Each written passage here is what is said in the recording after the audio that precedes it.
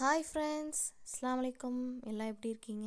இன்றைக்கி என்ன பார்க்க போகிறோன்னா கோகோனட் மில்க் ஃபிஷ் கிரேவி. வாங்க எப்படி செய்யலான்னு பார்க்கலாம். ஒரு பேனில் 3 டேபிள் ஸ்பூன் எண்ணெய் ஊற்றிக்கோங்க. அதில் ஒரு நீல வாக்கில் கட் பண்ண வெங்காயத்தை சேர்த்துக்கோங்க. வெங்காயம் நல்லா வதங்கினதுக்கப்புறம் 2 மீடியம் சைஸ் தக்காளியை கட் பண்ணி அதில் ஆட் பண்ணிக்கோங்க. வெங்காயமும் தக்காளியும் நல்லா வதங்கிறதுக்கு உப்பு சேர்த்து நல்லா வதக்கிக்கோங்க. உப்பு சேர்த்துனா சீக்கிரம் வதங்கிடும். ஒரு பச்சை மிளகாய் ஆட் பண்ணிக்கோங்க.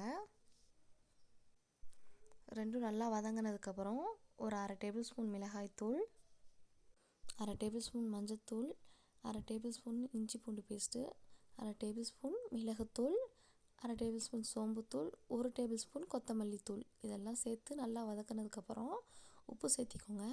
இதெல்லாம் சேர்த்து நல்லா வதங்கினதுக்கப்புறம் மீன் ஆட் பண்ணி ஒரு 1/2 டம்ளர் தண்ணி ஊற்றி மீன் வெந்தோடனே கடைசியில் தேங்காய் பால் ஊற்றி ஒரு கொதி வந்தோடனே மல்லித்தழை தூவி